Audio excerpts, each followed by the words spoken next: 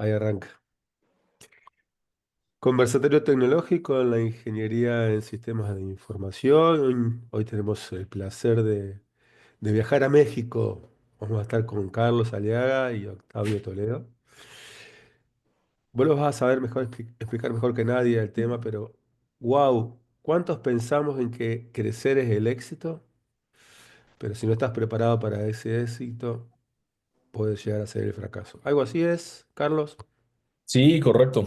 O sea, pareciera que toda empresa nace con la necesidad básica de ser lo más grande posible y, y sobre la marcha nos vamos topando con que el crecimiento per se puede ser el camino a lo más fatídico en la empresa, ¿no? Que es cerrar. Entonces, es importante entender ciertos elementos del cuidado que tenemos que tener al momento de crecer, empezando incluso, creo, el principal, que es el que va ligado al propósito de emprender.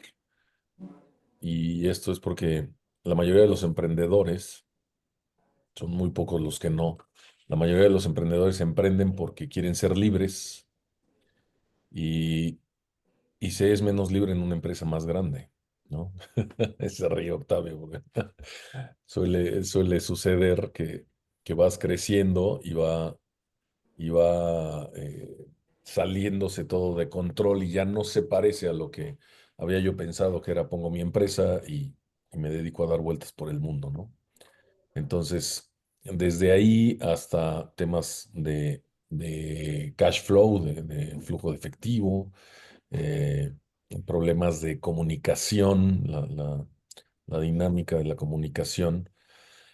Todos estos problemas se multiplican conforme la empresa va creciendo. Entonces, eh, no hay nada más alejado de la realidad que pensar que crecer es, primero, sencillo, segundo, obligado, eh, y tercero, que no hay riesgo en empujar, ¿no? O sea, casi muchas de las empresas que empujan, el problema es que ya regresar termina siendo un problema, ¿no? O sea, ¿cómo das marcha atrás?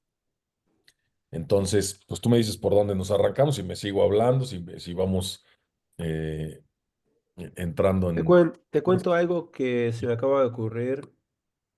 A mí me gusta decir que me gusta lo semi-estructurado, Ok, con lo cual sí, vamos a conversar, vamos a dialogar.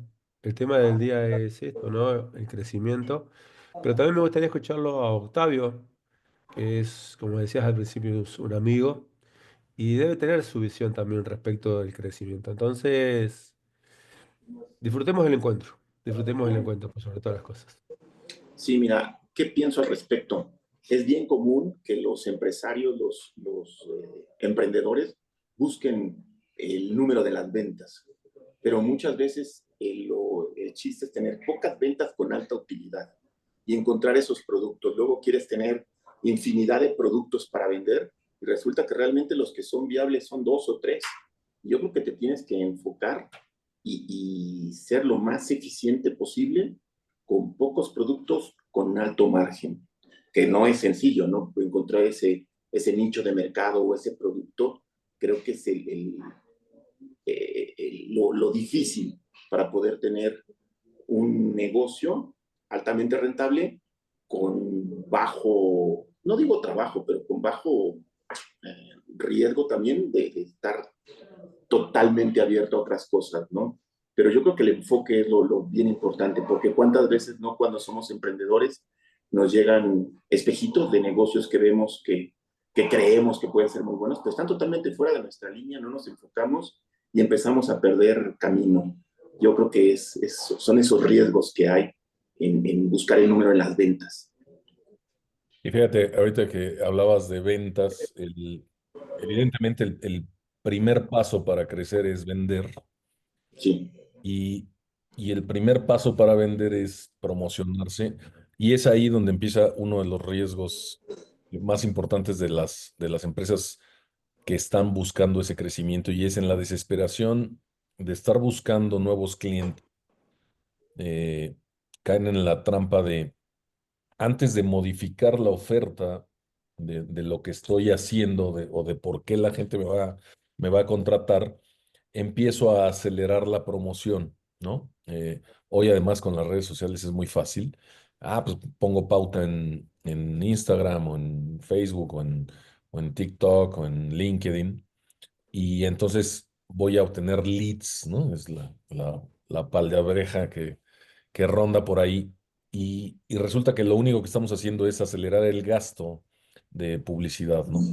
Y más me desespera que no entran clientes y más dinero meto y empiezo a crear un problema de flujo de efectivo derivado de estar gastando de más en una promoción que o todavía no está afinado el fit con el mercado o todavía es muy pronto en la empresa para estar haciendo estos gastos, ¿no? Esto es muy tradicional. Hay un libro por ahí que se llama eh, ay, ahorita se me fue el nombre, pero es que habla precisamente de ese, toda empresa cuando arranca, los early adopters hacen que haya una curvita que nos emociona y después entramos en un valle que se mantiene y que puede ser bastante largo, y es en ese valle donde nos empezamos a desesperar y le metemos y le metemos y le metemos, y creemos que es a través de pagar publicidad que vamos a lograr un crecimiento en las ventas, y lo único que realmente estamos haciendo es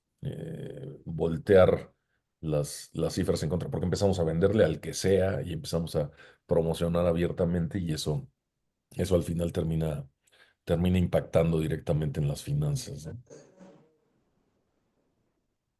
Y ahí hay un tema también, ¿no? Esto de calidad de atención, porque empezás a crecer, ponele que creces orgánicamente, porque encontraste una actividad que realmente gusta y es demandada, pero llega un momento en el cual hasta dónde podés atender bien. Y ahí Correcto. empiezan los reclamos de aquellos que les gustaría que los atiendas y no podés. Me pasó hoy. ¿Te, te pasó hoy, dices? Sí, sí, sí, sí, sí, sí. Algo sencillo. Resulta que acá en Gualeguaychú, en mi ciudad, te cuento, Octavio, yo vivo en Gualeguaychú, es una ciudad de Entre Ríos, República Argentina, distante de 270 kilómetros de Buenos Aires. Este fin de semana se hizo la Feria Nacional del Alfajor. Qué Y una de las rico. cosas. ¿Eh? Qué Sí, sí, sí, sí, sí, sí. La verdad que muy, muy, muy, muy rico. Cerca de 100 stands en una ciudad de 100.000 habitantes. Imagínate, 100 stands es algo, un número muy importante. Y como a mí me gusta ayudarle a los emprendedores, y me imaginé que los días sábado y domingo iban a ser los de mayor pico de afluencia de público, fui el viernes.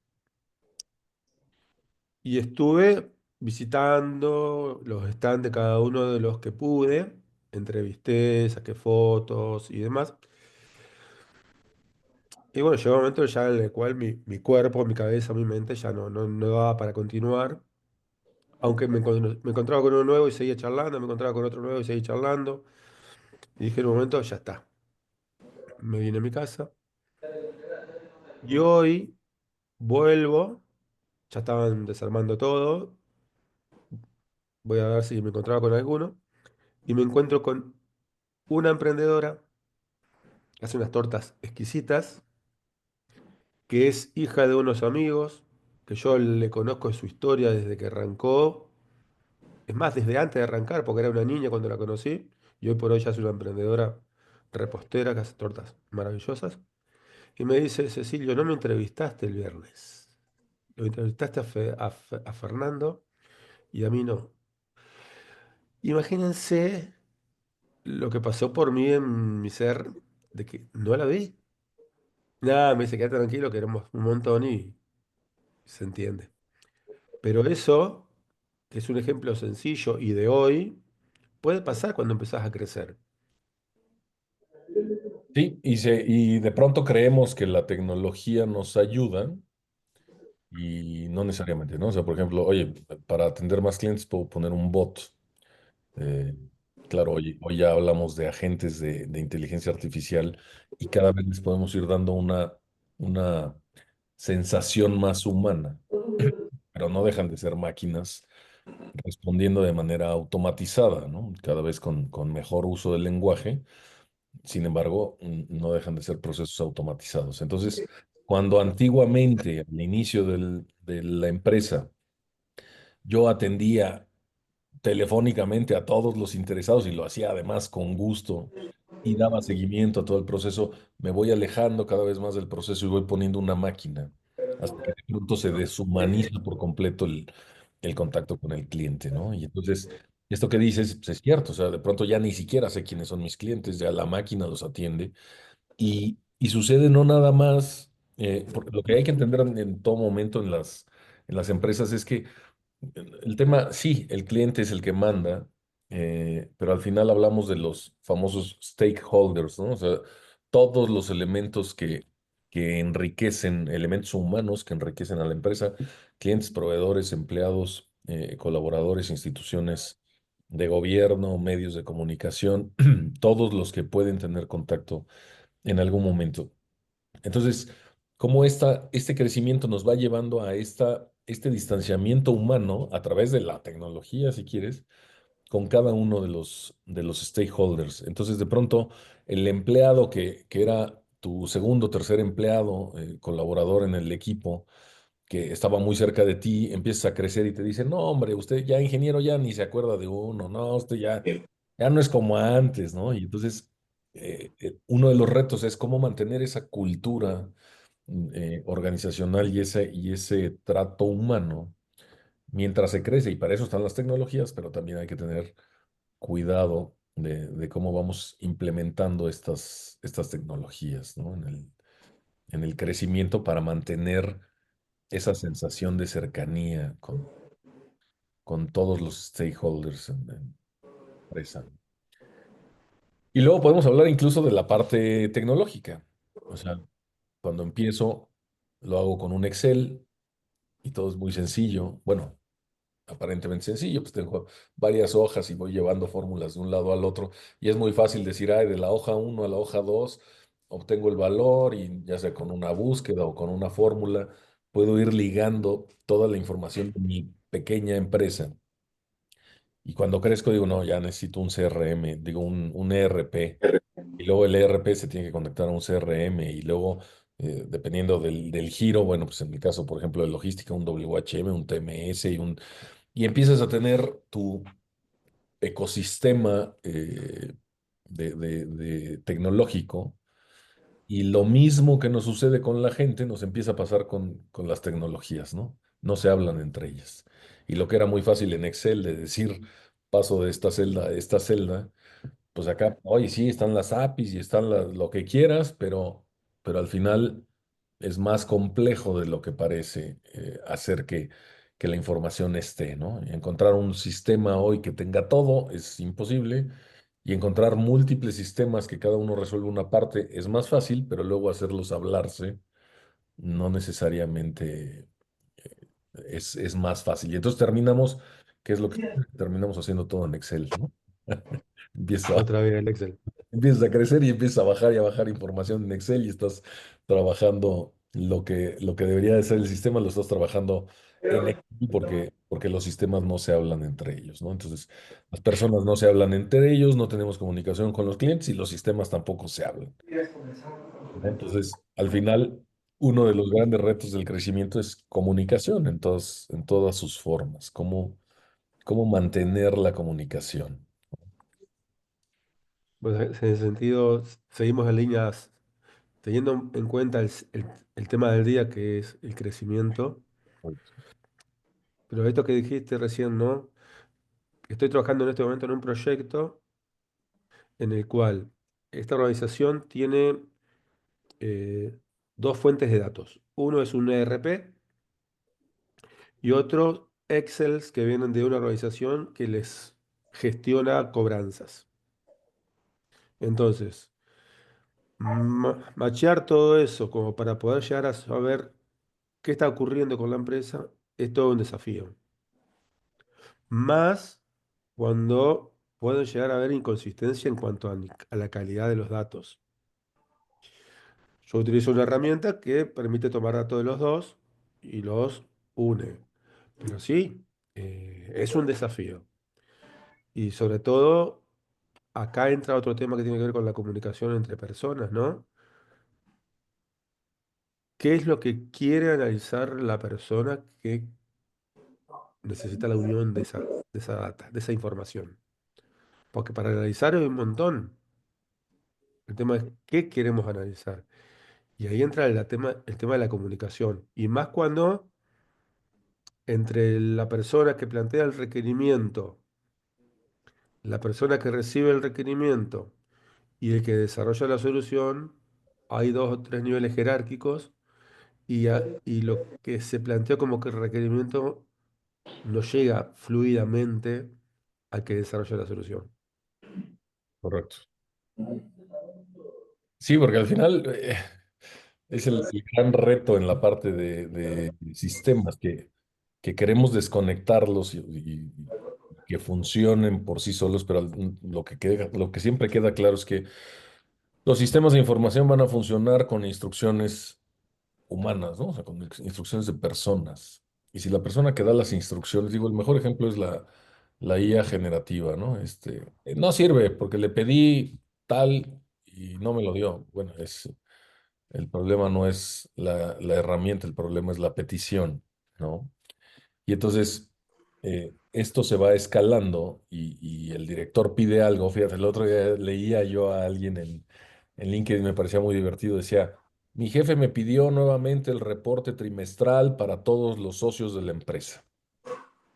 Y yo tenía demasiado trabajo y se me ocurrió que iba a hacer un experimento para medir el impacto de la información que estoy generando trimestre a trimestre y que me lleva demasiado tiempo y me desenfoca de otras cosas.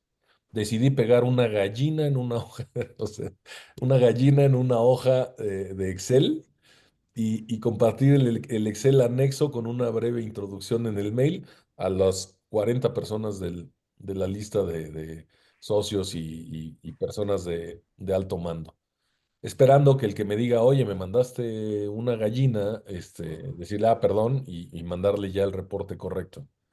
Dice, de 40 ninguno me respondió nada. O sea, nadie se dio cuenta Nadie. Sí. que había una gallina en el Excel, ¿no? O sea, que no había datos, sino la imagen de una gallina. Entonces, dice, a veces estamos inmersos, lo que estás diciendo, Cecilio, buscando y armando información, creyendo que va a tener un impacto, consumiendo recursos y al final es una información muerta, ¿no?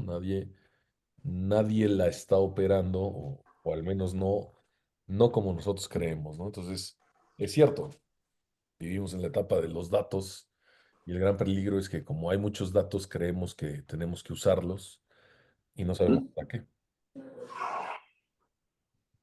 Octavio, ahí yo creo que tenés algo para aportar por tu mirada y por Sí, tu... sí, sí, andaba ya a punto Y de... es precisamente eso, ¿no? Que muchas veces tenemos un mundo de datos y no sabemos qué datos son los que tenemos que utilizar correctamente para poder eh, tener los resultados que queremos. Lo que decías con la inteligencia artificial, ¿no? No sabemos cómo pedirle las cosas y qué datos darle para obtener lo que queremos. Entonces todo depende de cómo alimentemos hasta la hoja de Excel para saber qué es lo que nos vamos a encontrar. Y es bien común queremos tener datos y no sabemos cómo utilizar la información que tenemos. En mi caso, me sucedió hace muy poco en ventas, ¿no? Teníamos un presupuesto de ventas y la verdad es que ya que nos pusimos a investigar era algo que habíamos inventado, no habíamos hecho un estudio real con los datos que sí teníamos para poder llegar a nuestro presupuesto. Y fue un externo que llegó y nos dijo, oigan, ¿de dónde salió el número? Y ya fue cuando nos pusimos a checar y dijimos, bueno, si tenemos 5 años de información bien bien estructurada, no la estamos usando, ¿no? Y sacamos ya hicimos el estudio de datos como se debe y nos pusimos a pensar cómo se debe, pero muchas veces no nos damos cuenta de eso, ¿no? Como decían hace rato, ¿no? Buscábamos el número en las ventas y no eran las ventas, bueno, sí, pero cuánto nos iban a dar esas ventas, ¿no? ¿De dónde salía ese número? Entonces creo que es bien importante la comunicación y el estudio de los datos para saber qué es lo que queremos. Sí, es correcto. A veces, y volvemos a lo mismo. En una empresa pequeña tú puedes inventar un presupuesto y Sí, es muy probable que le atines, pero cuando ya estás topando un mercado, ¿no? O ya empiezas a ser un jugador importante en el mercado, ya la decisión o sea, la justificación del porqué del crecimiento del número tiene que venir cada vez más soportado por mercado, producto, o sea, eh, de otra forma simplemente estás aventando números en las rodillas que no tienen un soporte, ¿no? sí, porque muchas veces lo que dices es que con toda la experiencia que tengo, ¿no? Pero la experiencia que tienes y por qué te falló el año pasado tu presupuesto, ¿no? Este, realmente hay que irse sobre los datos y los datos dan mucho.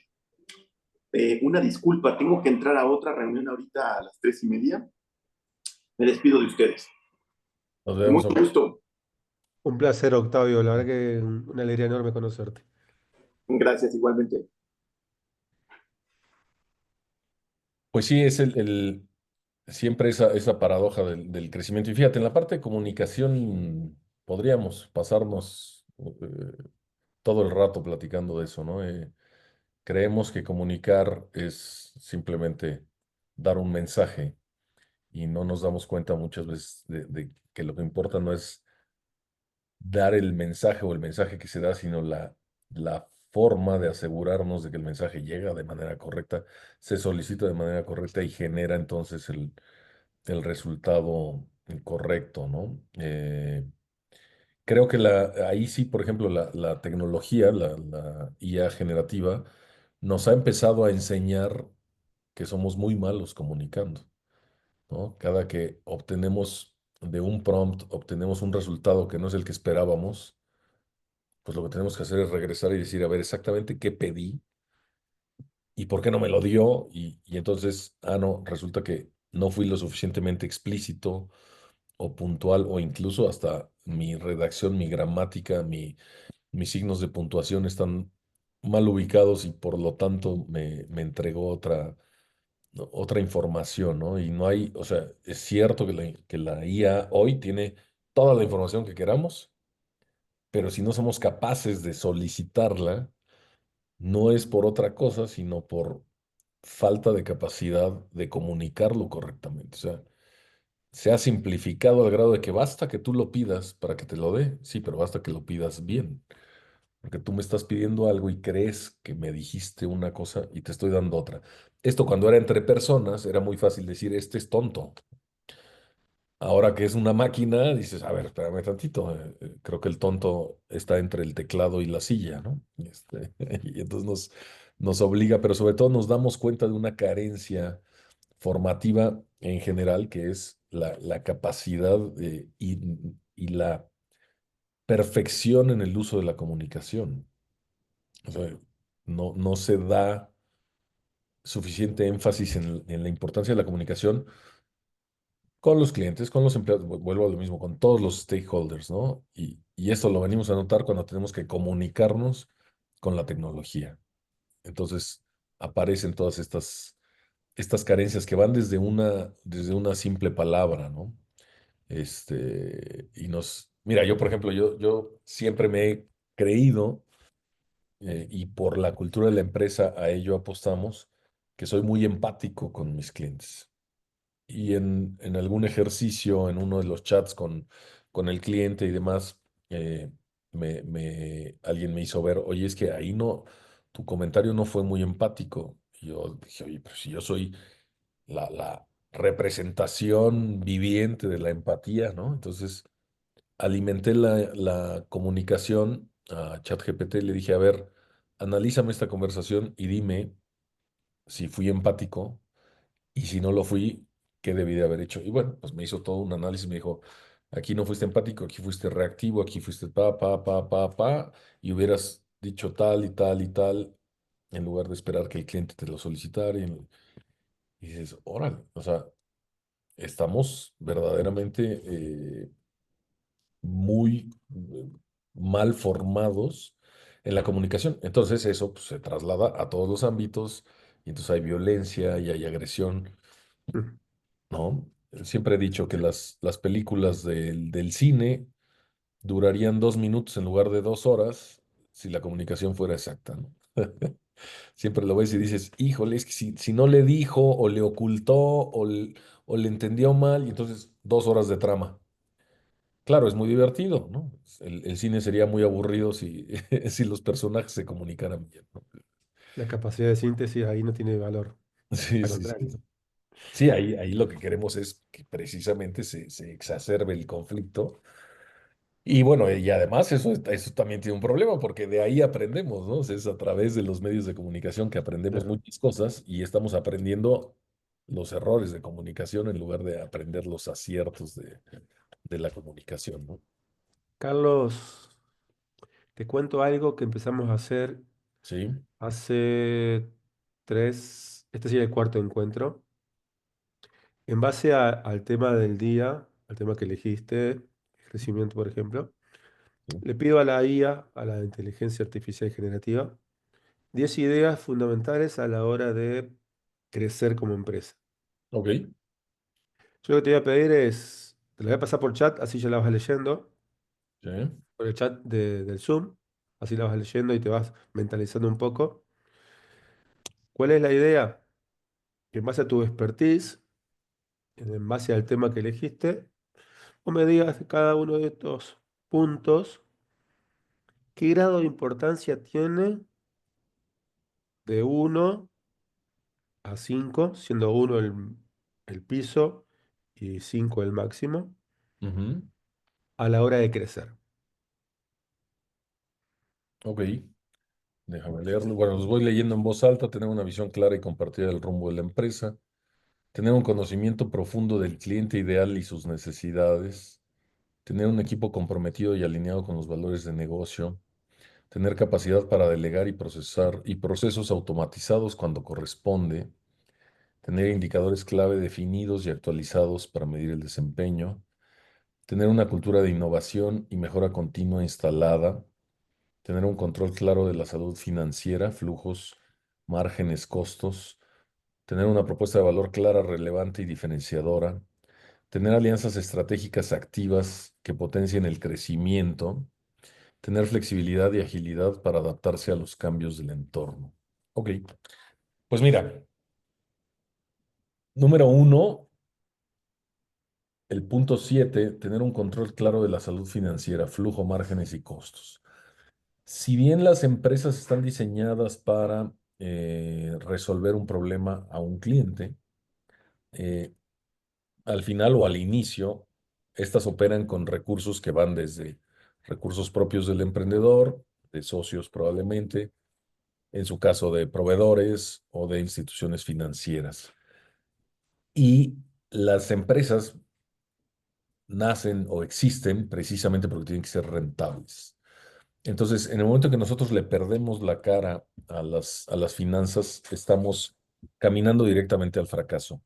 Y un fracaso financiero pequeño, multiplicado, se vuelve claramente la muerte de la empresa. O sea, podemos tener la mejor comunicación con los empleados, ser muy buenos delegando, saber hacia dónde va el mercado, que si un día,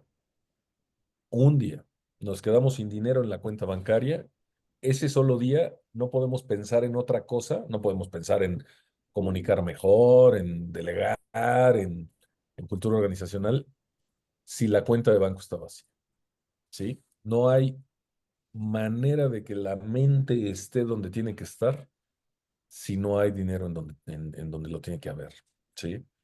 Y esto es fundamental y primordial. O sea, para mí, la mortandad más notoria, o sea, más constante en las empresas se da cuando no hay flujo de efectivo y cuando además ese flujo de efectivo tarda en llegar, ¿sí?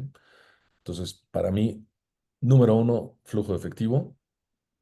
Número 2, márgenes, ¿sí? De la mano, porque puedo hoy tener flujo de efectivo porque alguien le inyectó, porque me acerqué a familia, amigos, alguna institución inyectaron, porque cobré un anticipo.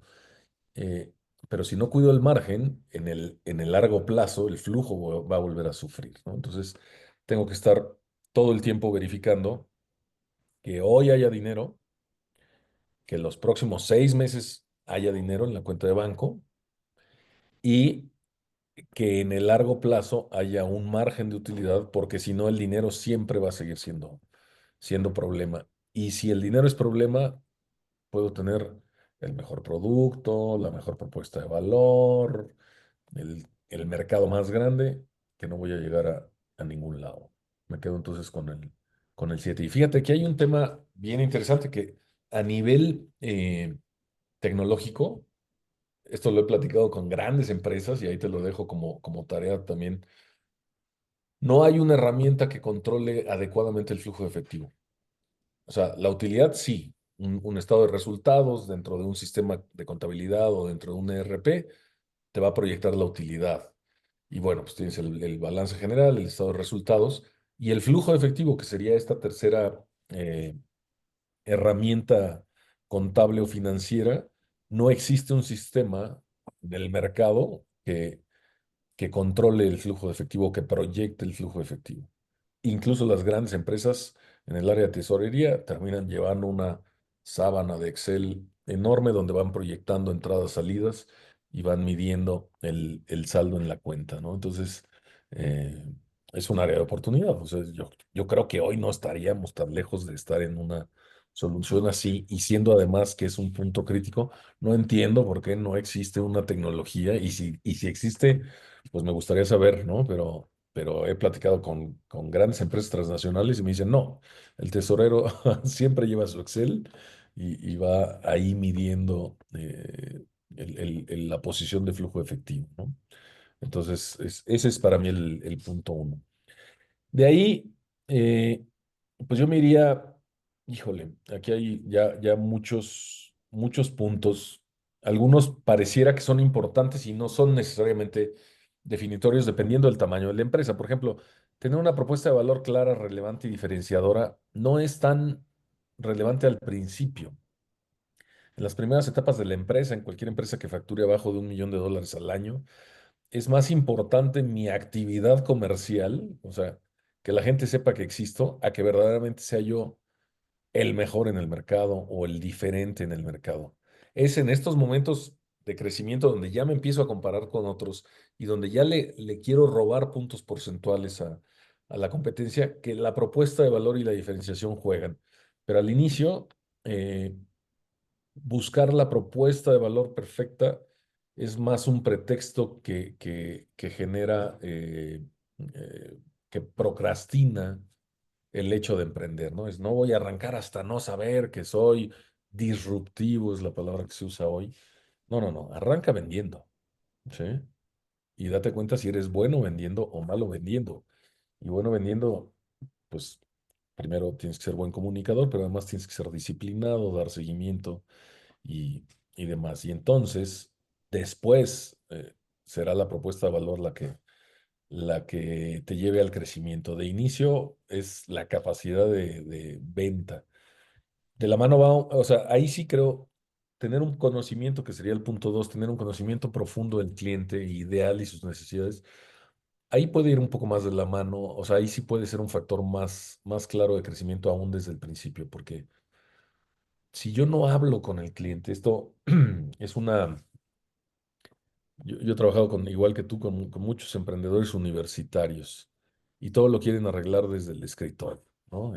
Sentados en la pantalla y le preguntan a ChatGPT, ¿cómo es un cliente tal y cómo? Y lo único que funciona en las primeras etapas es tomar el teléfono y hacer la llamada.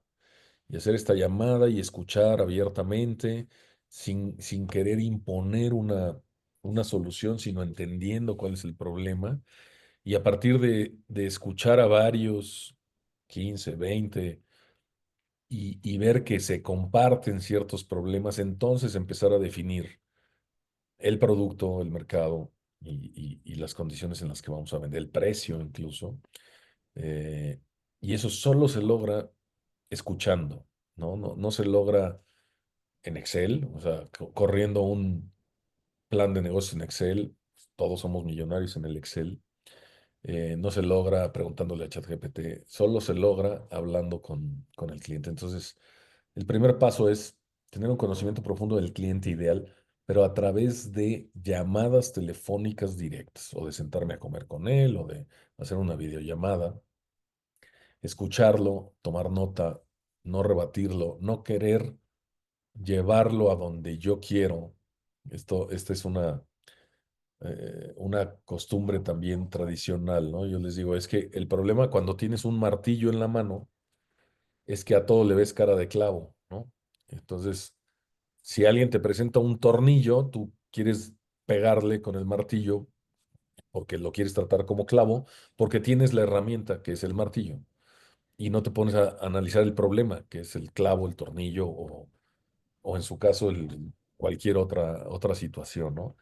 Entonces, cuando escuchamos a los clientes y queremos definirlos, el hecho de tener el martillo en la mano nos lleva a un sesgo y queremos forzosamente llegar a la solución que ya tenemos pensada.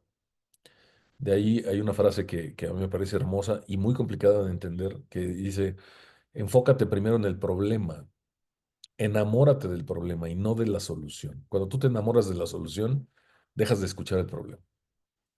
Cuando tú te enamoras del problema, entonces la solución puede ser algo completamente diferente a lo que tú traías en mente o a lo que tú hayas pensado, ¿no? Entonces es una escucha, le llaman escucha activa, ¿no? Vuelvo a lo mismo, es entrenamiento en comunicación, es una de las tantas cosas. Cuando hablo con alguien con quien tengo un conflicto, estoy oyéndolo y lo que estoy oyendo es cómo contestarle, ¿no? En lugar de estar oyendo dónde está parado él para luego encontrar la solución al conflicto.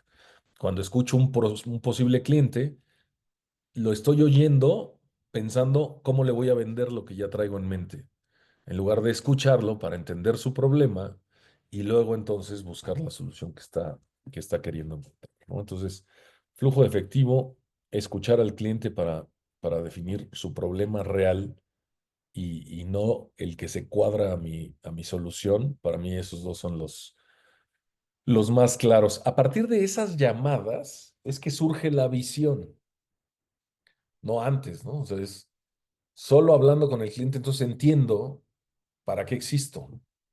Solo hablando con el cliente entiendo cuál es el objetivo de abrir esta empresa y eso entonces me da una visión clara. Y luego esa visión, o sea, primero la tengo que plasmar, que ya es un problema de comunicación, y luego la tengo que transmitir al equipo para que se comprometan con esa visión.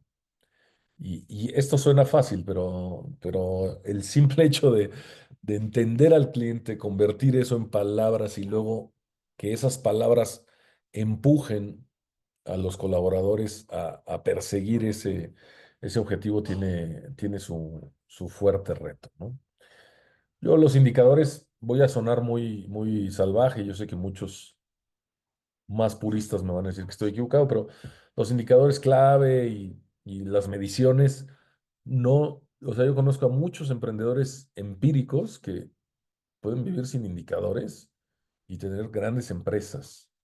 Eh, las alianzas, bueno, pues es un poco lo mismo, es o lo hago dentro o lo hago fuera, eh, y lleva el mismo esfuerzo desarrollar colaboradores internos que externos. Entonces lo agruparía dentro del mismo espacio. Por supuesto que es a través de gente que vamos a poder llegar a más gente. Y la flexibilidad y la agilidad, bueno, evidentemente mm, hoy son importantes. Lo que hay que entender es dónde medimos esa flexibilidad y esa agilidad. Y es nuevamente en el cliente, no en el entorno. No es si Trump subió los aranceles o los dejó abajo, sino realmente es si a alguien le afectan esos aranceles y cómo puedo yo participar de ellos, o de esa solución, ¿no? O sea, no irnos por las noticias, que si el Papa, que si el no sé, o sea, no, no, no, que la guerra en Rusia, y entonces nos estamos llenando de datos, como platicábamos hace rato, que solo nos complican la toma de decisiones. Entonces hay que ser flexibles y adaptables de cara a ese conocimiento profundo del cliente y a esa necesidad del cliente, que en el momento que le resolvamos van a surgir otras. Entonces, es ahí donde tenemos que ser flexibles, donde tenemos que ser ágiles. Y esa palabra agilidad, yo la tomaría como un elemento importante. Entonces, voy a tratar de ordenarte así, estos 10 los voy a agrupar en cuatro. Uno es flujo efectivo y margen de utilidad. Dos es escuchar al cliente de manera activa sin anticiparnos a la solución.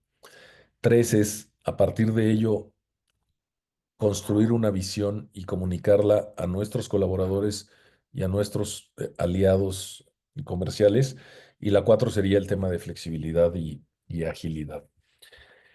Y repito, entonces, en esta parte de agilidad, hoy la tecnología, que también es parte de lo que nos tiene en este conversatorio, la tecnología ha adoptado esa palabra como el gran estandarte, ¿no? Como de la misma forma que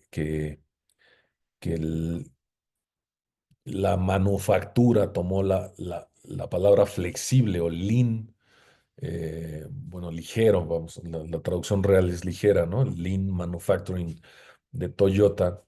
A partir de este siglo aparece la filosofía agile de desarrollo informático y que a mí me parece que es la estrategia de mejora continua más acertada con la que yo me he enfrentado a lo largo de 25 o 30 años de profesional, eh, porque parte de la misma base, o sea, bueno, si nos vamos al Lean Manufacturing, de ahí se deriva el Kanban, eh, y que no es otra cosa que un listado de cosas por hacer, cosas en proceso y cosas terminadas, y que funciona muy bien en Japón, porque así son ellos, ¿no?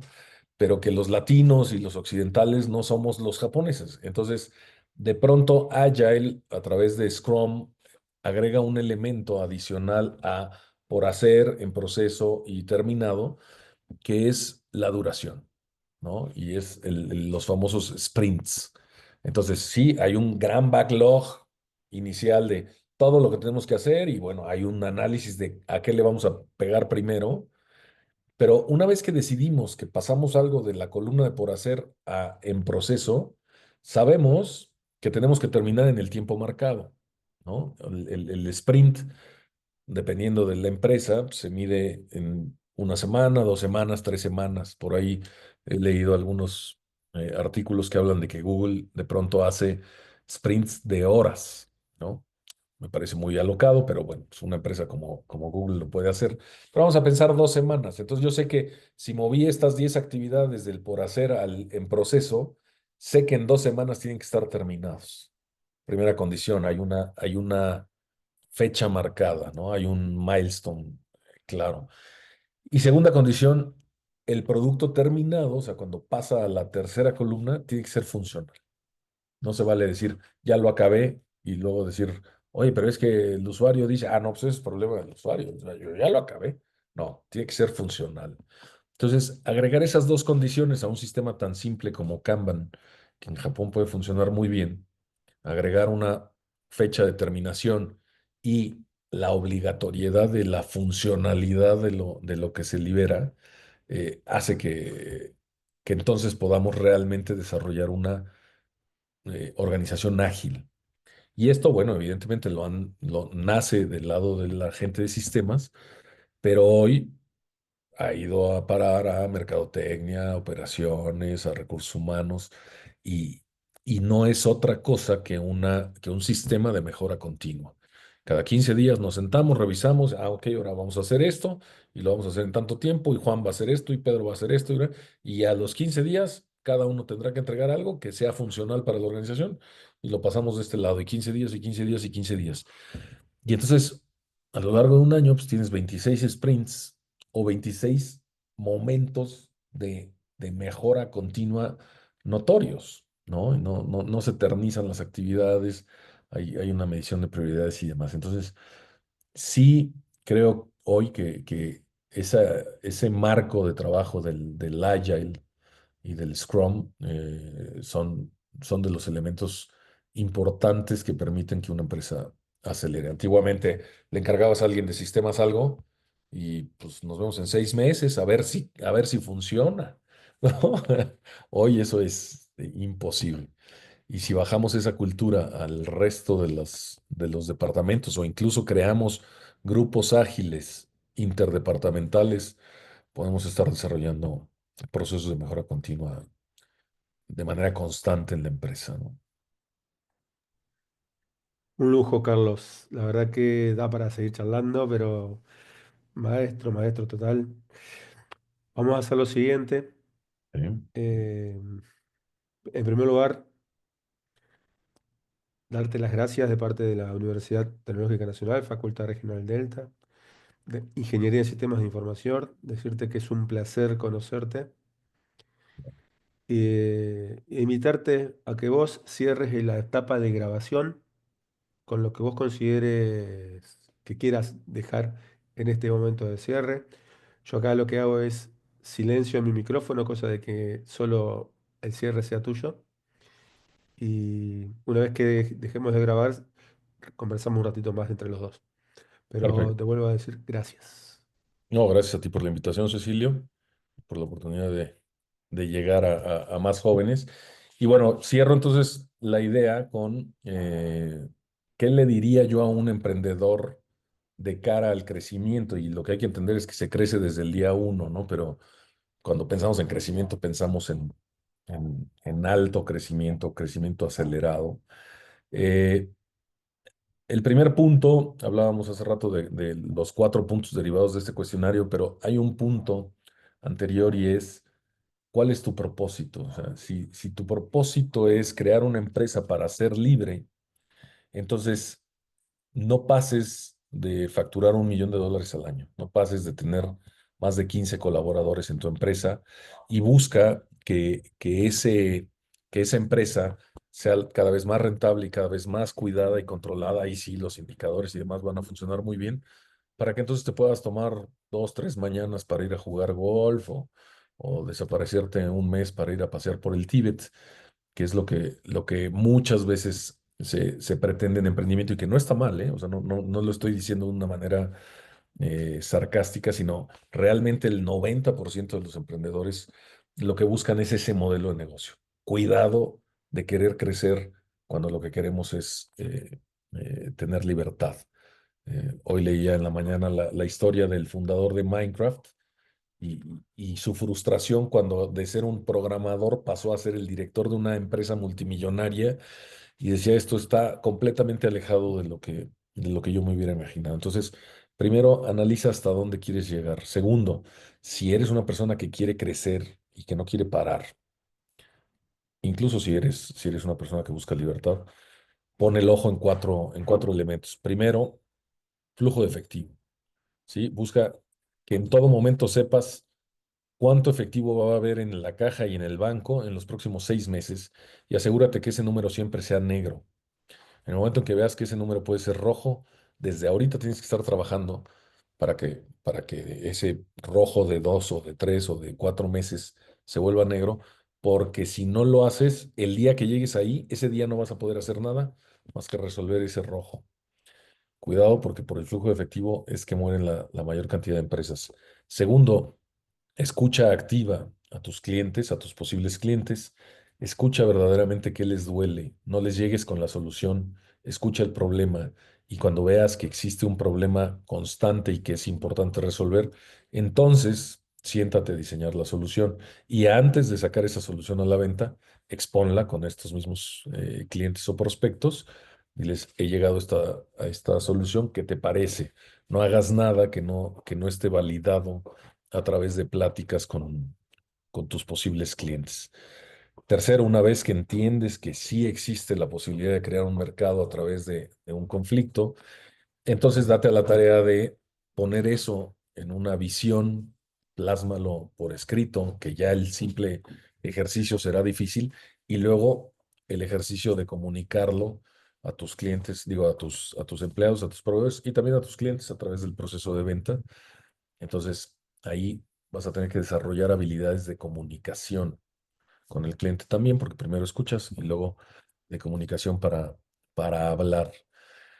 Y por último, piensa que todo esto es un proceso constante, es un proceso de mejora continua y que si tú te basas o te alineas a una estructura, a una herramienta de mejora continua eh, que te facilite el trabajo, vas a poder estar mejorando esta empresa consistentemente. ¿Qué sugiero yo? Pues la filosofía Agile con el Scrum, que me parece que es la más acertada hoy en día en estos procesos de mejora continua. Y lo demás, bueno, pues tener estómago, tener paciencia, la mente fría, hacer ejercicio, comer bien, dormir bien, para que todo esto pueda suceder. Y prepárate porque van a venir momentos muy difíciles. Emprender no es fácil. ¿Sí? Ni siquiera los grandes casos que vemos de emprendimiento sencillo lo han sido. Siempre emprender lleva un sacrificio fuerte. Excelente, Carlos Aliaga, desde México, de Querétaro. ¿Cómo es la ciudad? ¿Nombre? La ciudad de San Juan del Río, en el estado de Querétaro, San México. Juan del Río. Sí, estamos en el Bien. ombligo de México. Muchísimas gracias. Dejamos de grabar y conversamos un poco más entre nosotros. Un Claro. placer enorme. Gracias a ti, Cecilio.